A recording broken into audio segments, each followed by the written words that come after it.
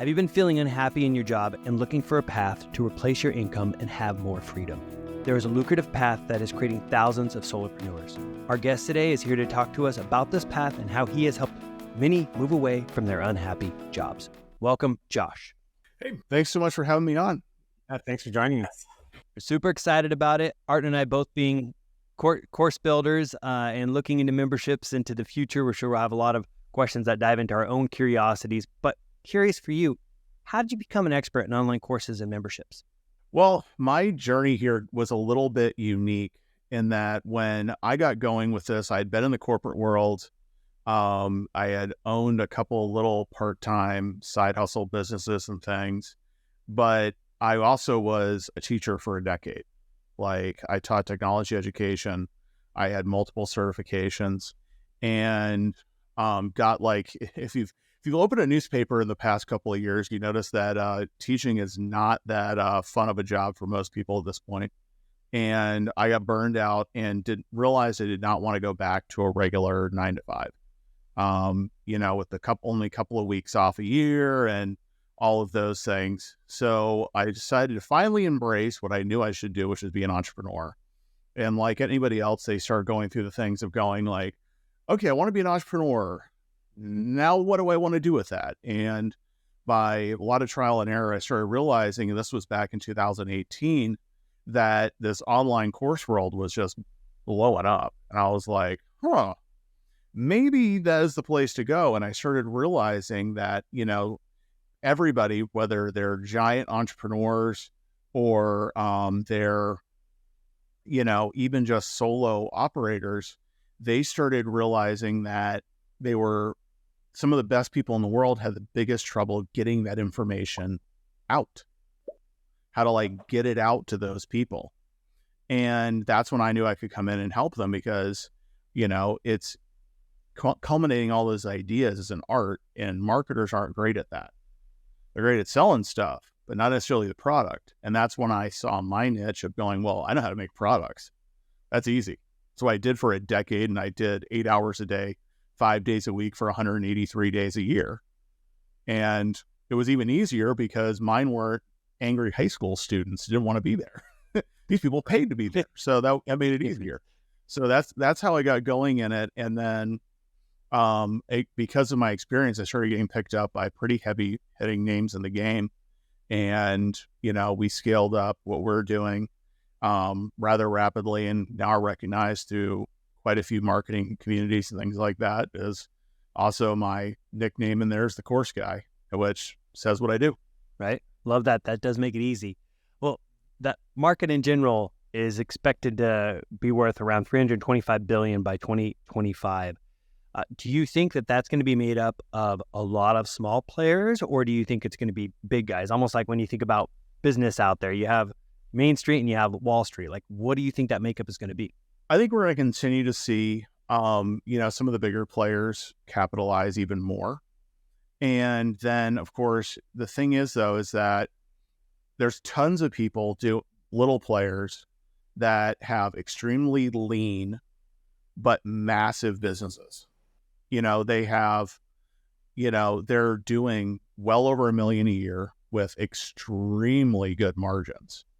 They're sitting there at, 80+% margins on a digital product, and they're helping thousands of people. So I think you're going to see that market of individuals doing it are going to continue to increase constantly. I think we're going to see even some medium-sized companies coming up, but of course, the bigger players are going to have to find a way to come in because we're seeing continuous downcline in college attendance and other things like that. So where are they going to go to learn their new skills? They're going to go to private-based education companies and all of those things. And even corporations, because they're having to cut down their budgets, are starting to do a lot more things like licensing content and things like that to make it happen. So I think the smaller companies are going to start having a massive tick in that. And Forbes just updated that statistic too, that by 2028, it's going to be over 400 billion. Wow. So $1 billion a day. Yeah.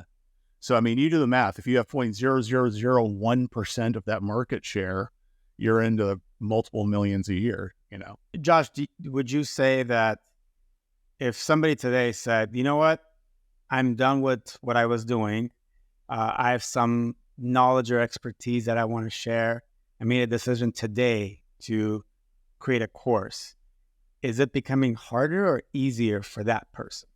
I think it's actually a lot easier than it was a while ago, because it was one of those things that there's a lot less reservation by buyers. Because, you know, before it was, well, this online course thing's kind of weird. Like, you know, you spend how much on what?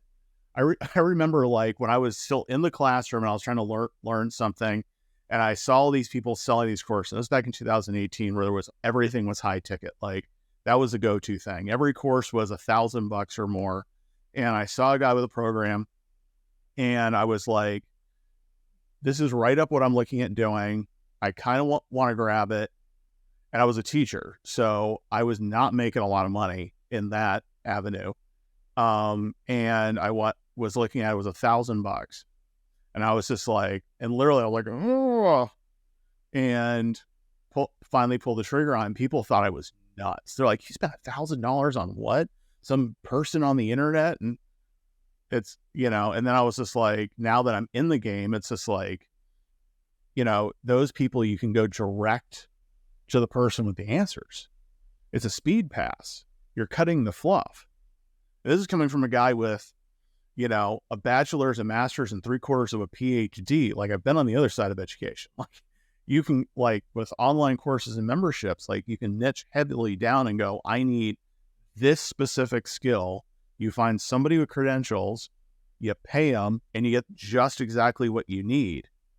And anybody who's looking at monetizing that and getting in with it, I think is an amazing thing now, because now with the internet and being able to, whether you want to do organic and do social media posts with LinkedIn or Instagram or Facebook or whatever it is, you have a free platform. You can get your knowledge out and impact other people, or you can run ads and literally the next day start having traffic to the people you want. So it's never been easier to start a business, and it's never been easier to spread your message out to those people. Something you just mentioned about the ad side of it, it's another piece I'm curious about, because some say that the days of the Facebook ads, you know, being easy and lucrative are gone. What's your perspective on that? There's always quirks with ads. You now have way more options in ads. For a long time, it was either you could run Google ads, and or you could run YouTube ads, or you ran Facebook. That was it. And it was basically voodoo and wizardry to figure out how to make those things work. So I remember I ran my first ads all the way back when I was teaching. We actually owned a travel agency, of all things. We were trying to run ads for that in like 2015. And it was like, you know, trying to get through, and this was before the AI filters. So they were like kind of like really clunky on what they'd approve and what they wouldn't approve, and all these things. And the targeting was awful, you know, so it was part of that. But then, like, as things have gone on now with the Facebook algorithms and things being so good, the game and way you're doing it has shifted drastically. Like, a lot of people were used to the old days where you had to like have really detailed targeting, and the game was more in picking the targeting more than anything. Now it's like the AI does it. You just have to you actually have to have good creatives and copy now. So yes, is it more expensive now? Yeah, but it also, because there's more competition, they can charge a premium, but it's an investment. So thing is, like, if your offer's dialed in and you know what your key performance indicators are, KPIs, it's just playing with the numbers. That's it. And you also have other platforms like now that you can look at. I mean, TikTok's exploded with theirs, depending on what your product is. And then there's even alternative platforms, things like Rumble, True Social, things like that you can also hit. Yeah, no, that's a great point, and I'm going to come back to that. But I'm curious, if this can be such a lucrative path, what's stopping so many people, do you think, from getting into the space? That's twofold. One is that it's harder, the more of an expert you are, to consolidate years of experience into your program. Because think about it, like, the longer you're in something and the knowledge you have on it, the bigger the filing cabinet of information is, you got to filter through to figure out what to put in that thing. And that's a big part of it.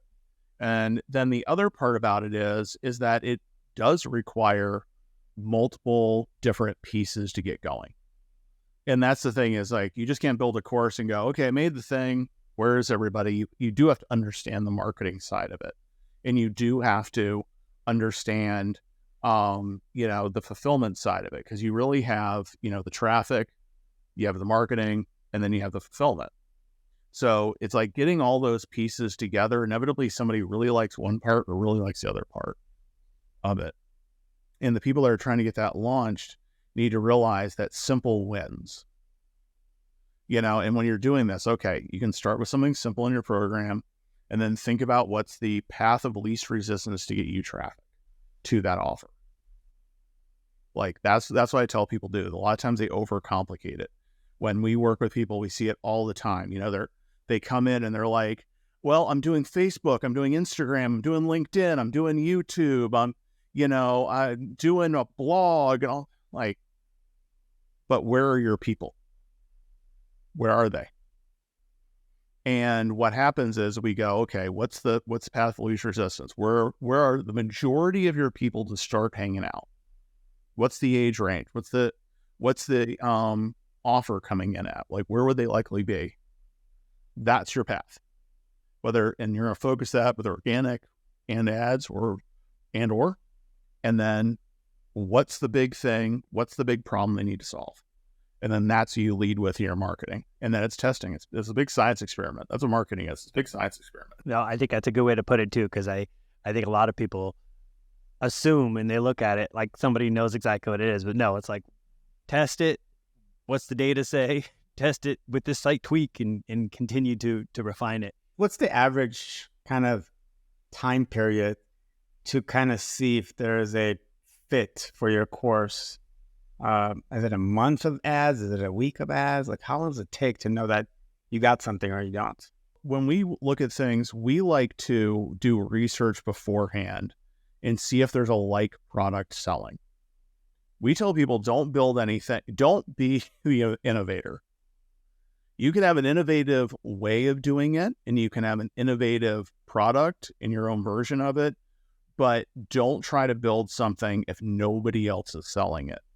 Because inevitably it's because somebody with a bigger bank account hasn't tested it. And the thing is that, like, you can have your own vision of your offer and how you're going to solve the problem and your character in those in the ads and things like that. So what you need to do is basically find out, okay, does this audience in general look for solutions in this way? Yes, there are other people similarly doing it. And then you can look at that as a muse to build your marketing with your own unique flavor to it. Because there's a lot of people that teach how to make online courses, but my way of doing it is very different. And the way I portray it on social media and when I present on stage, everything else is different. It's going to resonate with some people. It's not going to resonate with others. So that's the way we look at it. So have a proven path first. And then this is the big thing with ads, is that really the first bit, it's best to go in hard at the beginning and test. You throw more money at it than you were originally intending, so you can really actually get a test to see what it is. That'll give you a chance to try things, adjust them. A lot of people are like, oh, I'll just try a little bit of, funds and see what happens. Well, the problem is that then the duration to find out what works is longer. You don't have as much data. And also it depends on your product price point and who it is. Like if you have an offer in the financial services industry, that's a super expensive thing to advertise.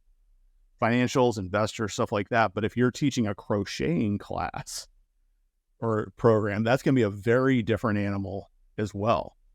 So that's what we tell people, is that, and then a lot of times it's the price of the offer as well. Because you can have some things that are like, if you have a $27 ebook, you can make that profitable in almost any market.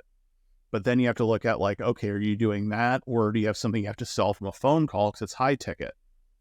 It might cost you $200 to get somebody on a phone because the commitment to hop on that phone call is higher.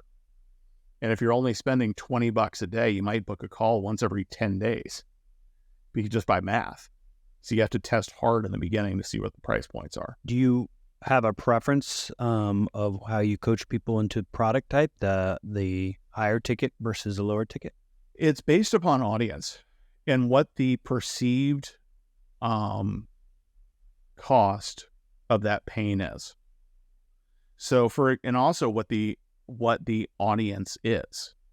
If I went to a room full of teachers and said, you want to go to this conference and it's 3 days of a conference, oh, but by the way, it's $1,000.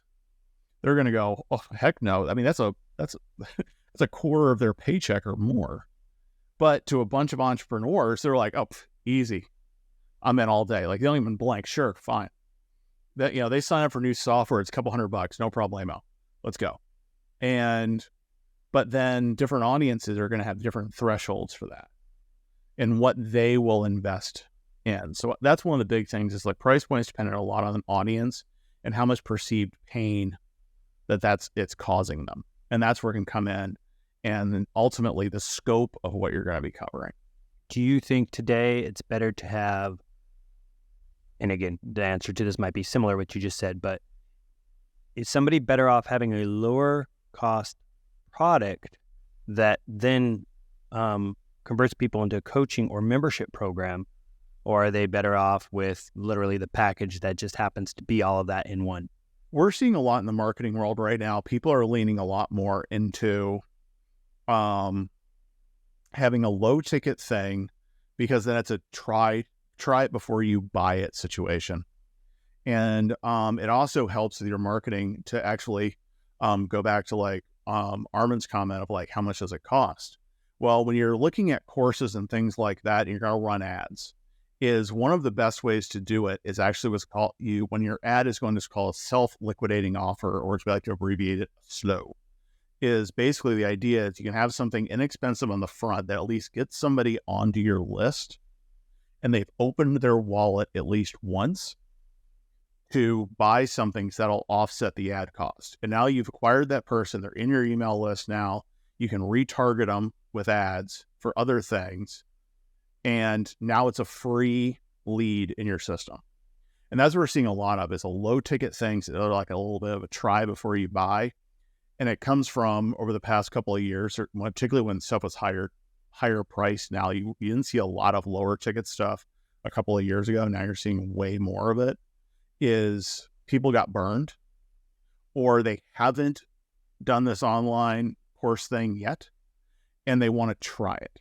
So that's when we're seeing things like ebooks that are a little bit of an investment, workshops, things like that on the front end. And then you can definitely sell more on the back end. And do you see a particular type of, and like a better way to put it, customer or product that does well? Like, is it more in a specific space than another that you're seeing success? In our world, really it depends on what that audience wants as far as the modality of how to get them to the result. You have some people that are going to want to congregate more, and now it's more like a membership with a community might be a lot more appealing. Or it might be somebody who's just like, just give me the facts, let me do my thing. So that's when we look at the packaging being a little bit different on the way people want to come in. And that's when, again, that research piece of what are the other people doing? Like, what are other people with successful programs that are similar? Now, mind you, I'm going to reiterate this because I'm an academic. You got to cite your sources. You don't want to take and rip off somebody else's stuff. Else, that's plagiarism. Also get you sued real quick. It's your own flavor. Or as one of my mentors said, you can hack the competition, quoting Russell Brunson. Is you can do things like that, is look to see what's working. It's like, if you're like, oh, I'm going to do community on what, and you can't find a single other person with a community, why are you going to waste your time to make an offer that has like a community and stuff when obviously an audience, at least from not being in it yet, hasn't done that. Just like, anything else, it's like you can get clues if you do your research to find out what that audience wants. That makes sense. What about a specific, do you find more clients come to you around a type of topic more people are taking to the market? Like, obviously, there's a lot of popularity around people helping other people make money through side hustles, entrepreneurships. But, you mentioned maybe in a playful way, but crocheting, or there's things in the career space, or there's things like, is there an area that you see more success from clients around?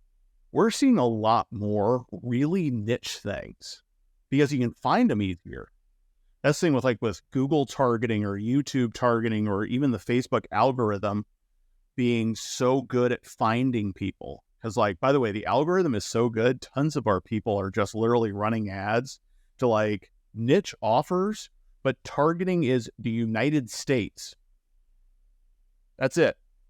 And then the algorithm is finding it based upon the content of your ad, what you say in your video, and who clicks out of a subject pool.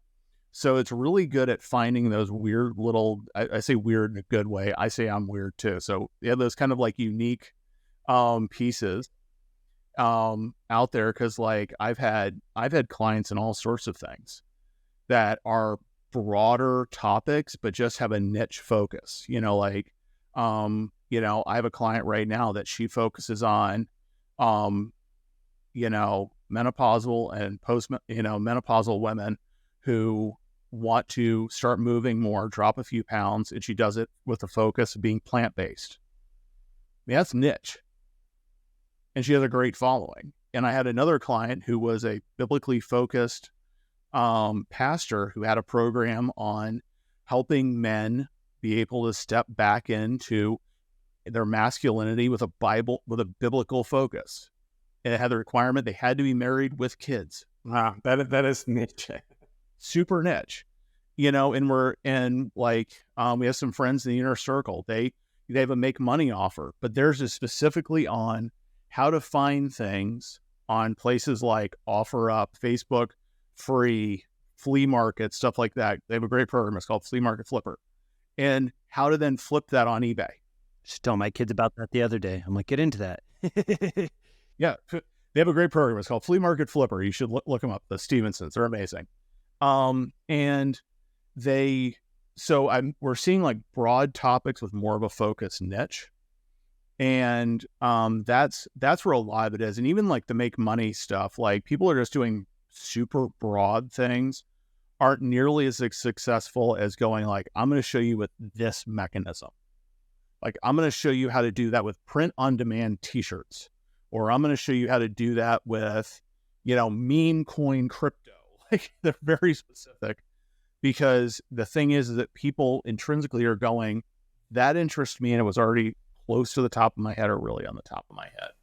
Would you say it's something that Michael and I have discussed a lot around course and how, at least from my perspective, and I think it's validated what you were saying, courses that the teachings, the result is a little more black and white, how to flip on eBay, versus a course that the result can be a little ambiguous, or the result, you can show the way, but the actual result is not guaranteed and you have no control over.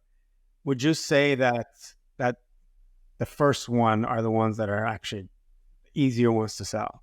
There's almost no program that can guarantee results. I mean, if you went to college, did they guarantee you were going to get a job after college? Heck no. And I dropped a lot of money with them. I wish they had the guarantee on there. Is that with programs, the biggest thing you can do and this is my soapbox I stand on all the time, and it's very anti-guru, is that it's your job because somebody's entrusted you. When they gave you that money, they entrusted you. You're going to do everything you can with the thing you gave them to get them the success. So you need to make sure you do everything you can. Give them the best content they can. If they need guides and things like that, give it to them. And if you did all of that and they still didn't get success, it's now ultimately on them. I don't think a lot of the gurus they rely on that, well, we can't make them do it situation, because honestly, a lot of people's content is not that good. They don't take the time to craft the content to the caliber they need to do. But ultimately, the thing is, once you've done all of those things, that's the best way to leave your audience, is making sure I give you everything I can to do it.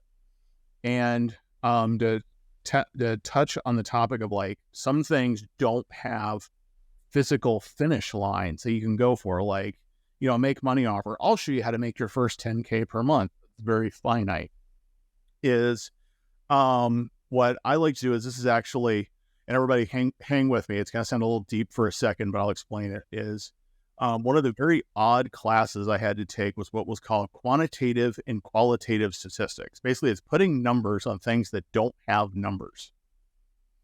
And what I tell people to do is look at things and figure out a way that you can put a number on things. Like, let's say it's a mindset program, and you're helping somebody with anxiety. Can't put numbers on that. That's something very personal. We can drop your anxious driven days by half. Okay.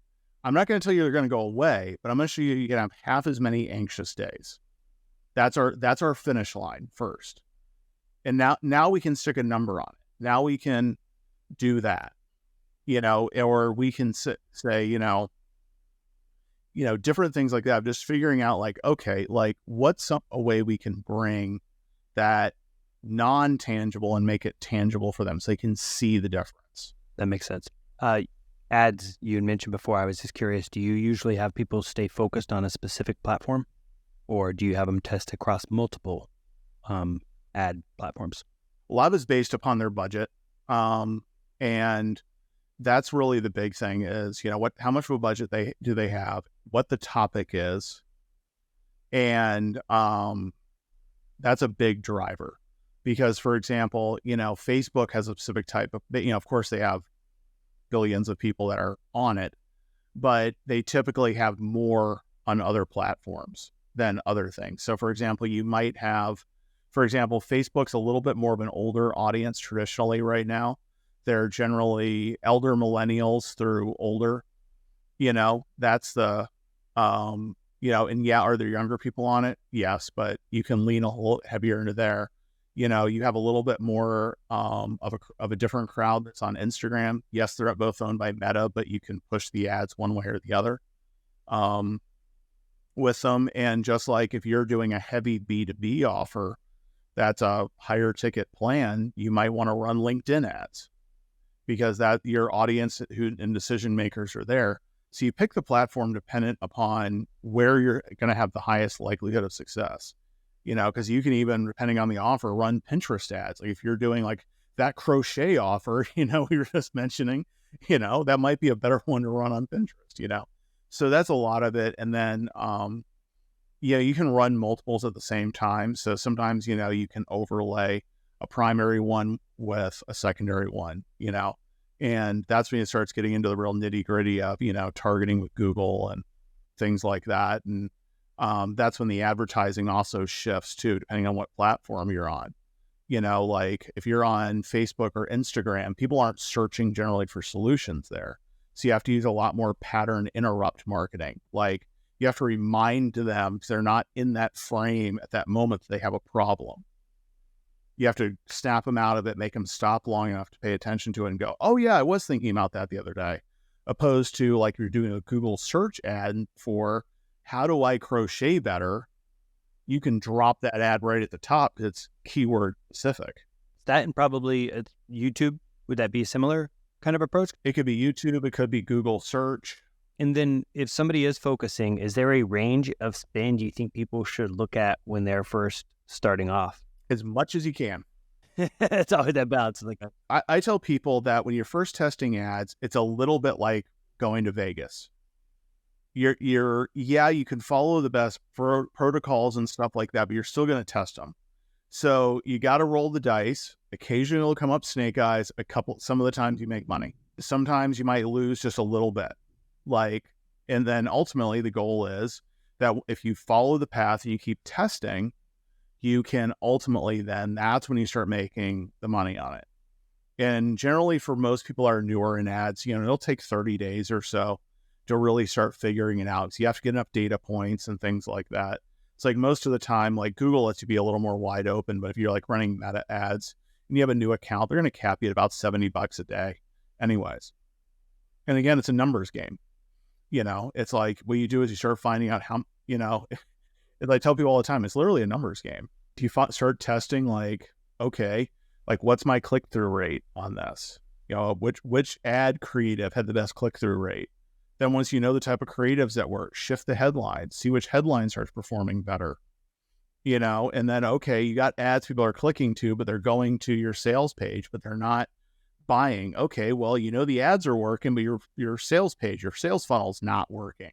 Okay, you can play around with that, and that's the reason why you need that time to invest is you got to keep pushing that traffic to start figuring out what happens. And particularly if you go to traffic earlier on, you pull the Band-Aid quicker and know what works and what doesn't work. You can, if you're only dropping, $10, $15 a day, it's going to take you a long time because you need to get the amount of clicks and the amount of site visits, start figuring out what works. You mentioned the organic as a possible approach people could take. Well, what if somebody did start organic, and from that, isn't that going to help the pixel to identify, or rather the however you want to say, AI algorithm, to help to point you towards the right audience sooner, or does that not have a big impact on it? For certain types of platforms, it can, and depending on how it was set up and how the traffic's coming. If you've been doing organic and people have been going to a sales funnel page, landing page, whatever it might be, when I say sales funnel, everybody, I'm talking about a series of websites that are all stacked together, opposed to a WordPress site. Is if you've had people, for example, going to a website for something, and it's been since before you ran ads, had the pixel on it, yes. So let's say somebody had, a forum that they had for, they had a blog for the past 5 years and people have been going to it. But if they didn't have the pixel on it, it doesn't really do you much good. But if you had the pixel on there, yeah, you can then retarget those people that have been on there. And then also it depends on what the platform is as far as, if somebody's been doing organic on Facebook, they've probably been using their profile. You can't really use the profile for ads off the page. So, you have to retarget with those types of things. So you can do it. It just sometimes can be a little bit harder. Is that the same on, say, Instagram as well? Are you able to take advantage of whatever audience might have been going to your social media via the pixel, or does you have more flexibility over there? Yeah.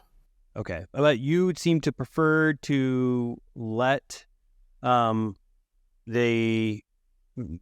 of these platforms do their work to help find the audience, or do you try to suggest that some direction is needed to be able to kind of hone it in? This is the big debate among media buyers, and I'm not a media buyer. I just provide my 2 cents on it as we're going through it, as I see a lot of people's accounts on these. Is right now, particularly on Meta, let it do its thing. Because give everybody a little quick pro tip if you ever want to figure out how people are targeting you, is if you see a Facebook ad go by, click the little 3 dots on the top and it says, why am I seeing this ad? And then it will tell you why you were targeted. And I'm seeing lots of very large marketers that are just having much more broad targets. Things like, wide age ranges with a country specific focus, or they might limit it if it's a gender specific offer to a specific gender, for example, but the rest of it, they're leaving wide open because ultimately Meta's AI is able to target, 100 plus times more data points than you can through target selection. Google is a little more nuanced because you can pick categories depending on what you're putting it in front of. So, because remember, that's going to be a lot more either have known places your audience is hanging out. Like, for example, if you're going to do a program on, how to improve your putting for golf, well, you can always look and say, okay, I'm going to go to all of these YouTube channels and put my ad on top of these YouTube channels. So you can get that. In that case, it's a little bit different. So still, you can leave it more open. I want it on any golf channel, or I can pick the ones I want.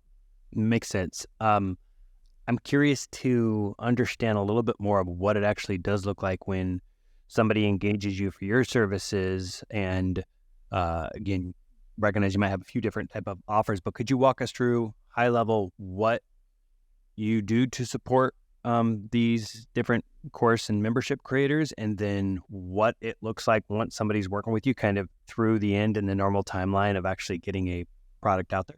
Yeah, sure. The way we work is we only work with people that are actually an expert and experienced in what they do. They not necessarily have sold a product before, but it's not just I've read a book about it and now I'm an expert in whatever. That's not cool. We don't do that. So what we do is we work with the person to ultimately come out with the scope of what they want to cover. Where is their ideal person coming in, and what is the end goal for that program? If it's just a standalone course, that's what it is. If it's a membership, what is the success path look like to get them the initial result? Because if you have a membership, you still should have something they go through as a path to onboard them onto your way of doing things. That's a success path. So course can be just standalone. Membership is support, other stuff, plus course content, just for everybody's clarity when I reference between the two of them. And what ultimately we do is we come in, we go, okay, where's your ideal person coming in? And what is the ideal result that person has at the end? And then we'll reverse engineer what the big moves are and what the small ones are. And that ultimately becomes their course curriculum. And then what I do and what my team does is figure out, okay, with that content and working with them, once we flesh out the curriculum and what they're going to cover in the lesson plans, what's the best delivery for it? Is this a talking head video? Is it an over the shoulder video? Is it a more social style video? Is it just a guide? Whatever it is for each one of those lessons. And we look at what the best platform is to host that.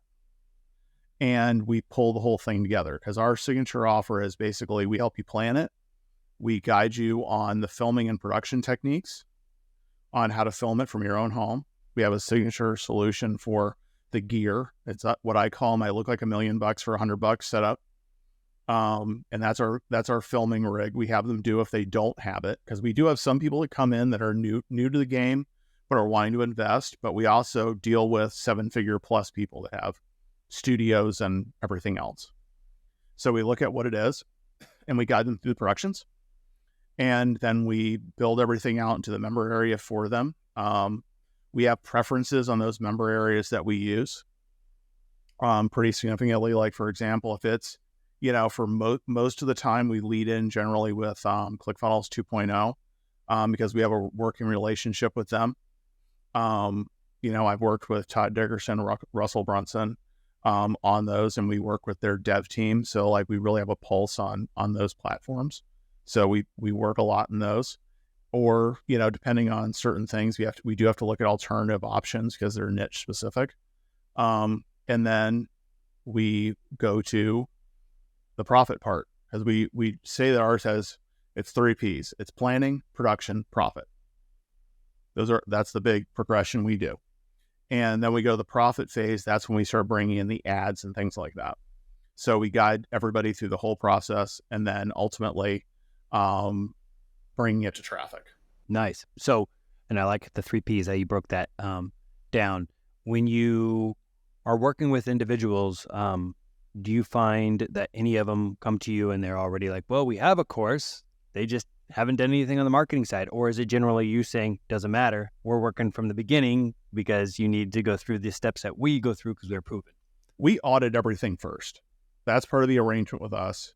because we're putting our brand, even though we might not be advertised, ultimately you're going to say we helped you with it, and we want to make sure what's put out there is acceptable. If somebody just comes in, like we don't just come in and run traffic for anybody. Like if somebody comes in, we got a course, can you run traffic for me? Yeah, after we check it. Because you want to make sure ultimately it's going to continue to convert because of the word of mouth and because it's a quality product. Exactly. So we avoid doing things that are just like that. Unless somebody, like, we already know their reputation, we'll consult with them, but we still audit it. We still verify that it'll work, all of those things. And then we come in and do that, because generally, like with some of the things we can do, we can boost, completion rates by at least, in some cases up to 10x what their completion rates were. And we can boost engagement by over 30%. So it's like, why not? Because happy clients that get results, guess what they do?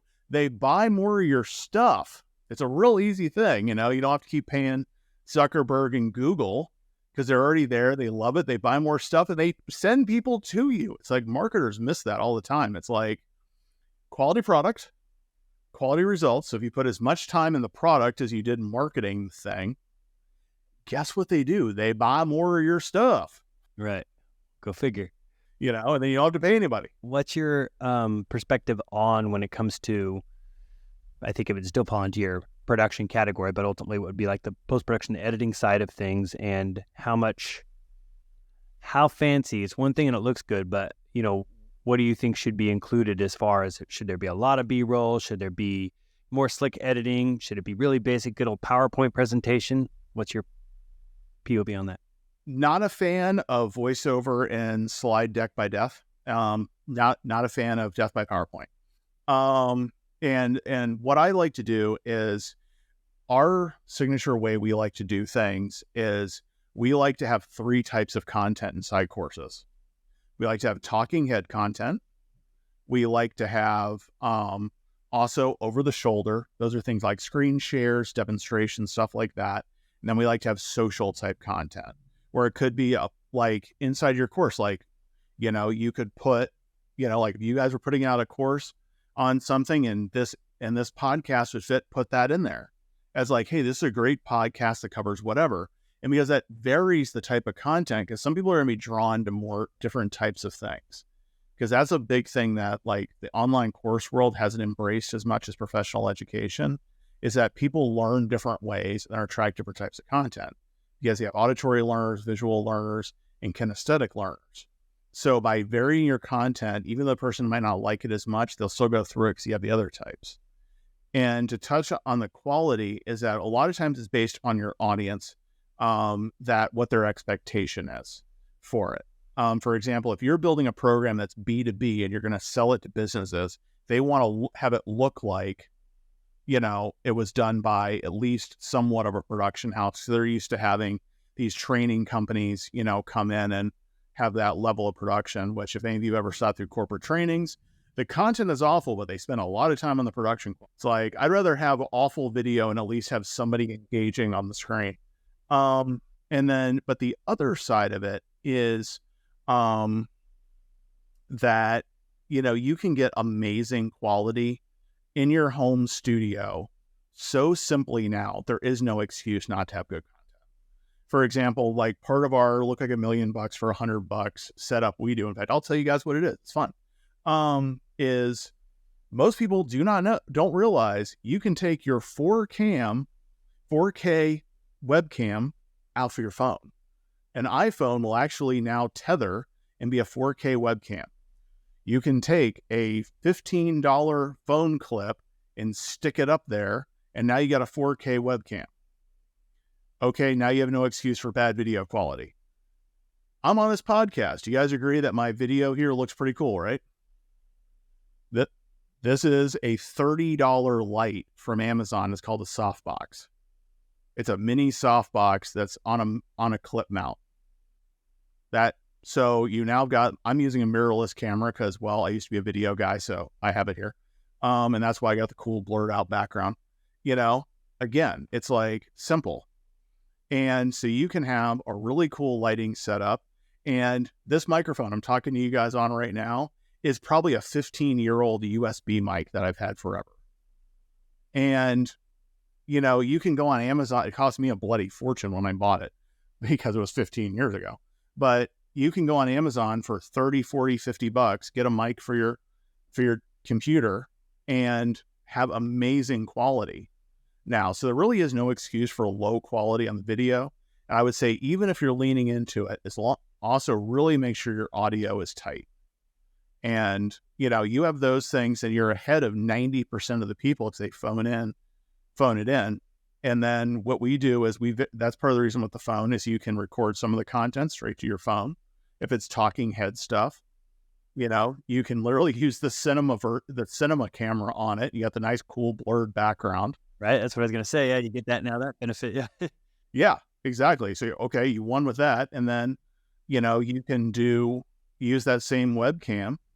If you're doing demonstration stuff on your computer and you want the, you in the bottom corner, you use it as the webcam and you absolutely are going to be able to crush it. That's awesome. How long does it take typically when people are working with you to get to that, I guess, your third P in the process? Our goal is to have them, because we don't do a lot of post-production editing. That's the thing I tell, because we encourage our clients is 7 to 12 minute video segments. So even if it's an hour or two of content, break it up into 7 to 12 minute pieces. Because it's a lot easier to update later and you can vary between the content. So by doing that, you're able to get a much higher quality production. Also with the lower attention span of the modern world, people cap out at about 12 minutes. It's the YouTube effect. People are used to YouTube videos. Most people are around 12 minutes or so. Right. The worry is TikTok today. Is that expecting 1 minute? Instead, no. Yeah, I know. It's like, it's just like what I tell people. It's like the YouTube effect. You on YouTube and you'll sit there and you'll see a video and they're like, that video's an hour on YouTube? No way. But then you'll binge watch 8 to 10 that are, a solid 15 minutes each. Like, I've been here for 4 hours looking at YouTube videos, and it's one of those things with like the micro commitments. So we have people do it in smaller chunks, and then you're going to get a higher quality.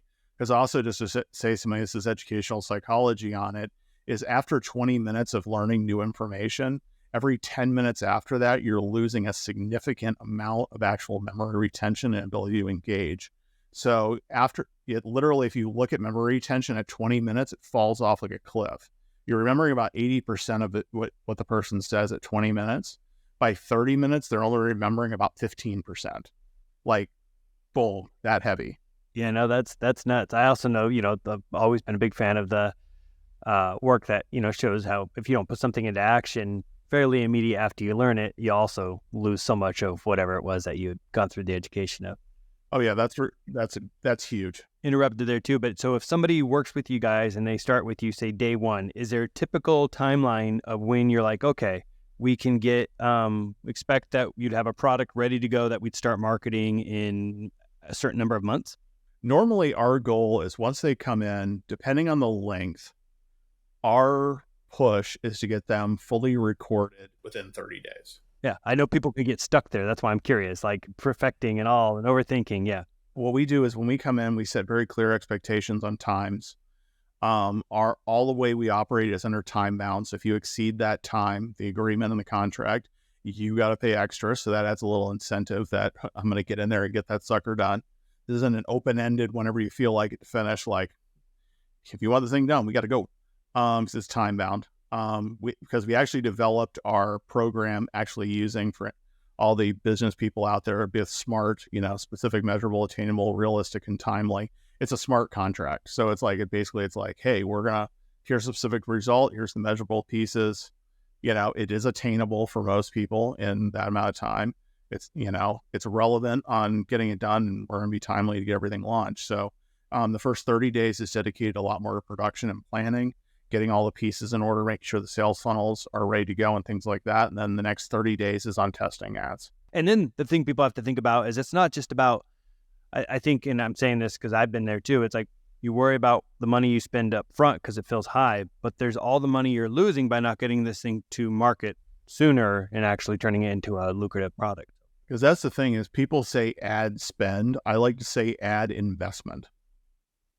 Because ultimately the thing is like, because I hear all the time people, ads don't work. Then why is it, how many billions of dollars have been paid out to Zuckerberg on Facebook ads? And why are all these YouTube creators paid? Oh, the ads. And people aren't throwing money in those or they don't work. So what we look at is when you're getting going, is the first stage is to break even. Just get it to the point of you're acquiring that list for free. And then you can start playing to the point of profit. Like, that's just the way to look at it, is like, okay, my goal is just to be able to get back as much as I made on that ad. Is that the goal? Heck no. But it depends on also what your marketing is. Like I mentioned with that self-liquidating offer, the slow, yeah, your first sale goal might be just to break even. And then you can add other things like upsells and things like that after it. But then also you now have a list you can email to sell them other stuff. So it depends on what the ultimate objectives are. But yeah, the first goal is to at least get to the point of break even. And then that's when you can scale it, starting into multipliers. And when you guys look at your business model, are you only a, like a better way to put it, you get paid, support them, or do you ever actually look at that model where you're like, okay, I'll take a small equity in this because I believe in where this is going? Do you guys ever look at any different unique models, or is it purely pay us, we deliver to you, have a good day? We do partner occasionally. We're very picky on who we do. They have to have a proven track record already. Simply because in the past we did try that out. And the issue is that a lot of people that are there have one offer, they're starting with one thing, is that we don't have enough control over whether or not they'll push it past the finish line. Like I've partnered with people on offers and things like that. In fact, we're actually getting ready to launch an offer with a friend of mine and business partner, Brian Delaney, that we're launching a co-created offer. So we went jointly in on that. So we do that occasionally, but normally it's with where I'm also going to be an integral part of it. Because also the other thing is, if you're an expert and it's been your life's work to do something, like, you need to take all the credit. Well, and I asked too, because I know there's a lot of individuals, especially I think as their career goes by and they have a lot of knowledge in the space, but sometimes that challenge for them is, they're used to the teams and everybody else, any other place being like, here's what I need, here's to execute on this. And that's why I was curious whether or not, and I haven't seen it a lot, I think, in businesses out there, but then you've got, Alex Hormozy these days when it comes to the actual brick and mortar, or loads of people in the brick and mortar who they do have that model where they come in, they apply their systems and help them grow in that position. So the problem is with particularly in the course world with things is that a lot of times what we'll do is we'll just create a new offer and do that jointly. So we don't, like, if somebody has a brick and mortar, you can't like split it down the middle. If somebody buys from the right side, it's you. If it's the left side, we both take a piece. Like, is what we do is we look at it that way. And there are some people that do decide to take, equity positions and things like that, but it's mostly off of singular offers. Got it. That makes sense. Like, just to give a prime example, like with this one, like we're both going in on because it's both of our IP, and, we're basically creating something that's brand new, but valuable to our audiences. He has a completely different audience than I do with different goals. I have goals that will complement my audience, vice versa. So, we can do things like that. And that's when we find that really that share model comes in, is when it's something new and a win for both sides. That's great. I love it. And you mentioned the tools wise, you said ClickFunnels. Is that, what other tools do you generally have your clients leverage? The stack we like to use, and it can vary, depending on the client, is our sales end is in ClickFunnels 2.0. And if it's a standalone course, we use that platform too because of the flexibility of it. We also have so many templates and things already, and we know the team. So it's like, it's kind of a no-brainer for us to do that. We're also in the masterminds and stuff. So we kind of have the VIP line on those things. We then like to stack on some of the things that are sometimes extra little boosters depending on the audience. And occasionally we have to even step in of like, okay, what's the effective flow for people in their business? We come in with a lot of people and they're like, they literally have like nothing in their business. They're running the thing on an Excel spreadsheet and a, yellow notebook. Like that won't work. So like, so I had a client actually this week that I gave her like our stack. Like we'll use Slack for our team communications or also to our clients. So it's all in a consolidated fashion. Like I have a joke with my clients, if you email it to me, I guarantee you I'm not going to reply. It's just because there's too much in the inbox. If it goes in Slack, I guarantee you I'm getting back to you. And so we use that. And then like for project management, we like to use ClickUp. I know people are very picky on those. I have some friends in Asana. I have some of them in Trello and other places, but we use ClickUp for those as our primary pieces as we're going through it. And I didn't hear much mentioned in terms of AI. What's your perspective and how do you leverage AI? Yeah, I was actually, I was on another podcast the other day and actually went over our AI inside courses. And Jonathan Mast, amazing AI guy. But you guys should have him on. He's totally awesome. Is if you go to AI and tell it to make you a course, that's not your course. You're just simply reading something that's a compendium of stuff from online. It is a research tool. That's what it is. So the way I look at it is ChatGPT, because for everybody, there's more platforms than ChatGPT. For those of you who haven't checked it out, there's ChatGPT, which I look at it as your research assistant. You're the best research assistant the world's ever seen. So I like to do it with that. Then I like to look at Claude, which is another AI platform, as my writing assistant, because they use different AI models. ChatGPT does a great job of research. Claude does a great job of writing. But then thing is that it still isn't always great. So we actually then use Hemingway AI to clean it up. So we use it as an augmentation or to help clarify ideas and also to research our audiences. Like we have some prompts we use before we even get started when we're doing the research phase with our clients of, okay, who is your ideal client? And then we build a psychographic profile of them. So we know what that person's into, what the resistance points might be. So it's a starting point if that client doesn't have a lot of data yet. Like, we understand them a lot more to then help develop that curriculum on where we might want to go with it. It's, little things that like, with one of my clients, we have a sales that's doing a sales program, is we looked at it and it's and the audience that's particularly targeted with it, there was a few insights from that data that was like that she as the thought leader hadn't thought about, and when we gave her that data, was just like, ooh, yeah, that is something I didn't even think about it.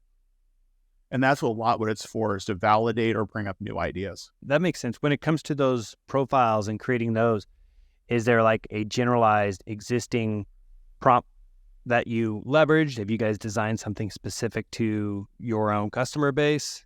Yeah, we use one of the best things you can actually do.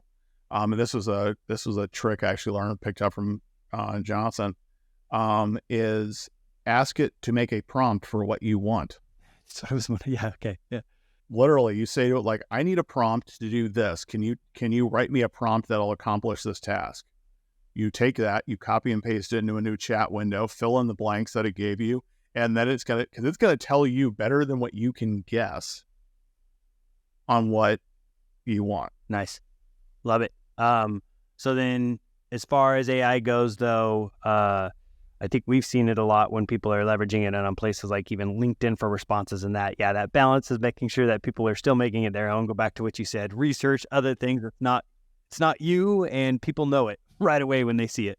I'll say gray hat things with it, of like some of the things that it'll talk on somebody's behalf and things like that, like the auto dialers that will sound like somebody, or I saw somebody using some software the other day that They made the whole course by deep faking themselves videos, had ChatGPT write the script, and then they used the software and they did a deep fake video on it. Like that's a little into that black hat area for me. Because somebody bought a course that you did, that's not you doing it. It was just somebody programmed an AI to make it sound like you. On ads and stuff, you're doing that. It's a whole different thing. But when somebody's paid money for it, that's a little bit of a different situation. And in particular, feedback and things, if you're using it inside marketing tools, I think it's good to be transparent if it is an AI or if it isn't. And I think we're going to see that trend a lot more because like you're seeing even with inside Meta and other platforms, if you reply with an AI, it tags it as this was an AI response. That's right. Yeah, I've seen that. Yeah, I have a short-term rental out of Georgia and Dahlonega there, and one of the things that people have been mentioning a lot lately is they're testing some of these AI chatbot response and stuff like that. But for me, I'm like, it doesn't feel right to me that that's what my guests, if you will, are getting back in return, even though I know certain canned responses can work, but I also still think it's too much in the jeopardy of, what I would do for a 5-star review. I don't trust the technology enough yet. And there's just that, I don't know if you call it ethical thing, but just it's off. I agree. I think it's one of those things that, like I've seen quite a few people do it in this way. Like if it's a chat bot or something that can say like whoever's virtual assistant, I'd love to save you some time and get you a response right now. What's your question? Like that type of thing of like, so somebody knows it's an AI talking, but then you can say, if you would like a non-digital assistant type, type connect or something like that, will connect you with an agent. I like that. Something that Luke Matthews on LinkedIn, he has actually his business, which is teaching people how to leverage AI on LinkedIn and for copywriting. He actually just literally points out that it's his evil twin AI brother, and he has fun with it, but he's useful. He can answer some of your questions. So yeah, like it just becomes almost part of the brand and a fun little thing, but people also are forgiving then if there was something that was not perfect. Wonky came out of there. Then it's just the inside joke. Well, you know him. Yeah. It's like, are you okay? Like that was a little weird. And because like we've tested some different like support agent type things, and like we'll put it as, and they're like, hey, it's virtual Josh here. I've been programmed with millions of responses. How can I help you? Stuff like that. So because people are a lot less like, people when it first came out had visions of like, the old call thing of like, you've reached whoever. Please state whatever your question is. And it was awful and never gave you the response you want. That was like how people like a year or so ago kind of felt like those things were of like, you're yelling into an operator and it doesn't realize you want an operator, stuff like that. I think those things are really beneficial for quick responses. Cause like we've been testing it with things like having a support bot for things that are like, hey, let us know what your question is. So we can get you really quick help. And I'll be like, I can't log in. Okay, well, here's the video on how to log in. So it was already in the wiki. Like, okay, the person's problem was solved very quickly. And that person will then be happy. Yeah, makes sense. I have one question for you on the newsletter front. You have a newsletter. How important is newsletter for your business? We haven't gone as all in as we originally were going to. I mean, our open rates and stuff are extremely good, which I'd say you probably need to dive in more on that. Good reminder. Thanks. You should probably hop on that. But we find that for particularly people that are not super prolific in doing emails and things like that, it's a really easy way to nurture an audience. In fact, if somebody doesn't really have a big list built up, that's a pretty easy one to do. It's also a micro commitment and it's easy to get out. In fact, actually you asked about software. We use Beehive actually for our newsletter because again, it's like super easy to set up. It integrates with darn near everything. And that allows an easy way to nurture a list pretty aggressively. So I think it's a very valuable tool. It doesn't completely augment the need for occasionally traditional emails, but it's a good way to nurture an audience. Good to know. We've been on the fence about creating our own. We're thinking we probably should, but we haven't yet. So I was just curious, where you went with it. Yeah, and the nice part about it is, particularly if you have people that like different stuff in an email, is that with a newsletter, you can have more story-based things. You could have a tip, and then you can offer them something. Like, it's kind of expected because it covers a little bit of everything. And I mean, the thing is that like after a couple of these things came out last year, everybody and their brother had a newsletter. So it kind of filtered out, well, marketers have serious ADD because, well, fun fact, about 75% of entrepreneurs actually have ADD or ADHD, statistically. Yeah. And about 25 or more percent have dyslexia. Is that now that not as many people are doing them, it stands out again. Yeah, I think that's the piece for me that's held me back a little bit from it. Is I'm like, I've got inundated with so many that it's not how I consume it. So I naturally lean towards the way I consume it. But I think back to your thing, it kind of depends on the customers. Yeah, it also depends on the audience. Like, for example, you're taking the subject pool of marketers and podcasts and stuff like that. Yeah, that audience got absolutely slammed with everybody and their brother saying, join my newsletter. For about 6 to 9 months. But if you have an audience that they weren't really a thing, it's brand new to them. Like, all of a sudden you'd be like, oh, that's brand new to me. Right. So how can our audience find you? On every single social platform, you can find me at JK Brown Official. So connect me over there. Tell me you're on the show. I'd love to chat with you. Awesome. And then what final recommendations would you have for any of our listeners who are thinking, you know what, maybe this is something I should do, but I don't know? Any recommendations as somebody who's built a business yourself? And I'm sure you probably at moments had the questions or those little whispers that might have stood in your way. Any tips for them? I would say the biggest thing is this. First thing is remove from your vocabulary competition. Competition is head trash and is false. Because if that was the case, there'd only be one soda and one flavor on the market. And you only have to have, in a market that soon will be likely, according to Forbes, $1 billion a day, attract a tiny infinitesimal part of that market to have a ripping, literally generational changing wealth business. And first thing you can do is, remember, we now just removed that word competition from our vocabulary. Replace it with inspiration. Go online, take your ideas, and start getting inspiration. Go to Google, type it in, what you're thinking about doing. See if other people are doing it, even close to what you're doing. Go to YouTube, then look at the description, see if the person has a course. Go over to Udemy, take a look over there. Side note, do not sell on Udemy. Not the place you want to do that. Do it yourself. Just go there for inspiration, then leave. No shame to them. They're awesome. They built an awesome business. Not where you want to sell stuff. Go look for Facebook groups, stuff like that. See if people are doing that.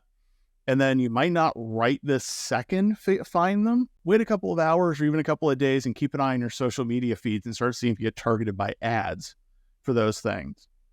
And then you're going to start seeing those types of things. And you're like, okay, well, other people have proven this thing works. Okay, let me do it myself. And that's when you can start diving in and doing your version of it. Love it. That's great. And I love the whole, it's not competition, it's inspiration. As far as competition goes, I will still say, though, for me, Pepsi is the only drink out, cola out there. That's it. I'm not to put out those fighting words for people, but that's it. Pepsi, no. Anyways. Yep. I'm in the South, man. That's actually fighting words. Yeah, that's what I know exactly it. My whole part of the world's run on Coca-Cola and Dr. Pepper. So, No, exactly. Hey, Dr. Pepper, I'm good in there. I jump in that one. Yeah. Great. Thank you so much, Josh. Really enjoyed having you on here. You dropped a lot of knowledge that I know is going to be really beneficial. I learned a lot from it myself. So really appreciate you coming on. Thanks so much for having me and sharing my message. I really appreciate it. And this has been a really good time. And I'll tell you guys have asked some really ripping questions. I'm on a lot of interviews and stuff, and these were really cool, deep questions that I know will help a lot of people. Awesome. Love hearing it. And if anyone watching or listening have more questions, just drop them in the comments, and then we'll get the questions answered for you. And yeah, see you guys in the next one.